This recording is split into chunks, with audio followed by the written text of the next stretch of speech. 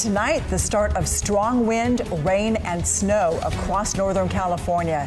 Live Tracker 3 is traveling eastbound right now along Interstate 80. They are just past Cisco Grove. It's been snowing much of the day, creating some slow travel conditions, and that will only get worse tomorrow. And in the valley, potentially damaging winds and soaking rain on the way. Live looks here from Sacramento and Fairfield. This storm making tomorrow a KCRA 3 weather alert day. Thanks for joining us tonight. I'm Ashley Zavala. And I'm Edie Lambert. Our team of meteorologists has been tracking and updating you on this system all week, and we do have team coverage for you. Peyton Headley is on Live Tracker 3 with the travel conditions in the Sierra. Carolina Estrada is in Sacramento. The wind is now starting to pick up.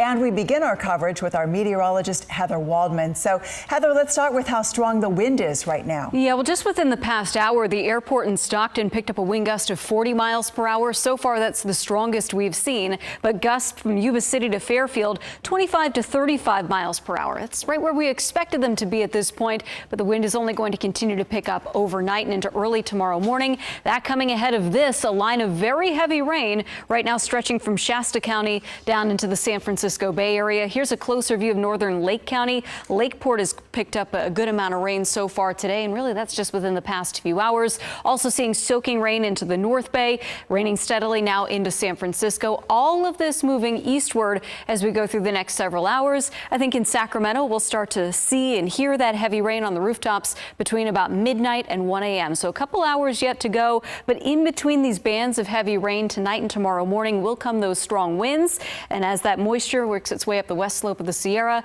that's going to turn back into some heavy snow. The snow, at least at this point, kind of relaxing a bit. But if you're thinking, oh, cool, we can get up to the Sierra tomorrow morning. No, conditions are only going to get worse ahead of sunrise tomorrow. We are going to have chain controls, likely spinouts and potentially road closures over the Sierra through much of the day tomorrow. Here's a look at the winds. I want to show you how things are going to evolve, because we will see wind gusts peaking around 40 to 50 miles per hour a couple different times over the next 12 hours. So this is overnight, and pay attention where you see the fuchsia shading. That's where those winds will be gusting over 40 miles per hour. So shifting over into the east side of the valley and the foothills for a little bit as the next band of rain comes in. This is 8-9 o'clock Saturday morning. Again, widespread with potential wind gusts over 40 miles per hour. And then through midday on Saturday, this is when the winds will be at their strongest. You see there Tracy and some spots in the foothills possibly gusting to 50 miles per hour. That's when the rain is going to start to wind down. I'm going to show you how much rain we'll see and how much snow we'll see with full forecast in a few minutes. Okay, looking forward to that, Heather. Thank you.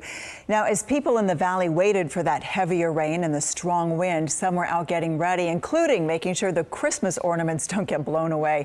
KCRA 3's Carolina Estrada is live for us in Sacramento's Fab 40s neighborhood, which is famous for its Christmas displays. So, Carolina, how are people getting ready? Yeah, so right now it's important for people to just make sure those Christmas decorations are secure. As you guys can probably see, we're already starting to see those winds. As Heather was live, it also started to sprinkle a little bit. So you can see just how strong the winds are right now, and they're expected to get stronger. But let me show you this inflatable of the reindeer here. We've been seeing it move around a lot. You can already see one of their Christmas decorations on the ground, and that's why it's so important for people out here to make sure that they're prepared for the issues that can arise with heavy rain and winds. Sacramento residents are taking advantage of the calm before the storm. Always raking, cleaning off the roof, cleaning out the gutters. Making sure they're prepared for the problems that can come with heavy rain and strong winds. We got a lot of lights and all the houses are decorated, so we're going to be facing something around here.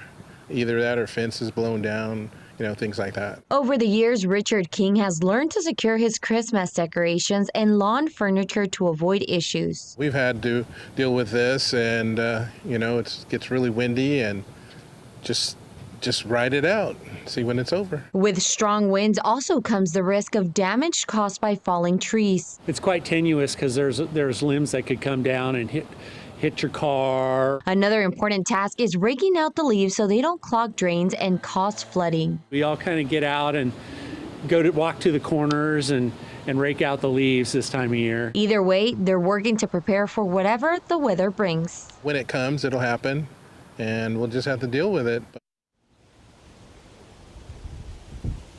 Yeah, so just very important for these neighborhoods to be prepared for what can happen when this storm arrives here tomorrow. They say even though it could be raining tomorrow, they're still expecting people to come out and enjoy the Christmas decorations. We've seen a lot of people out here tonight, so they're definitely taking advantage of the clear skies tonight. Live in Sacramento, Carolina Estrada, KCRA 3 News. Back to you guys. Yeah, a lot of work to do that. Carolina, thank you.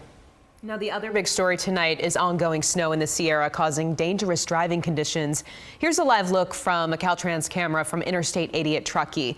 Chain controls are in effect there now. Let's check in with Peyton Headley in Live Tracker 3 tonight. Peyton, how's it going?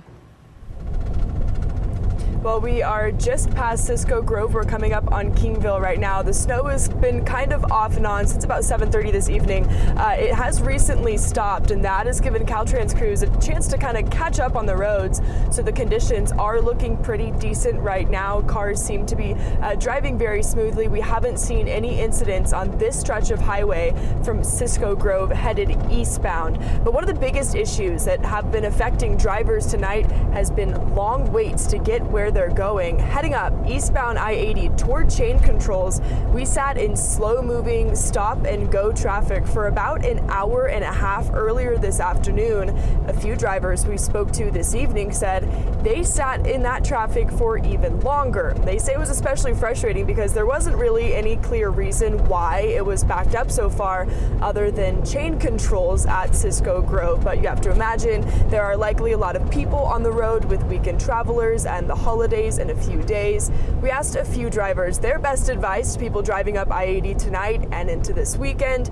They said it would be best to avoid it altogether. I mean, if you have to, you have to, but I wouldn't. If you have an option, don't do it. I mean, I'm not happy right now, but it is what it is. I mean, it's pretty slow, let's be honest. It's like you could walk faster than that. It's been long. Been in the car for 7 hours now and got about 2 more to go. You know, with normal conditions, this would be a 4.5 hour drive. So it's been a brutal one. Stop and go. Some cars I saw slide a little bit. A lot of cars pulling over, put on chains just like I am.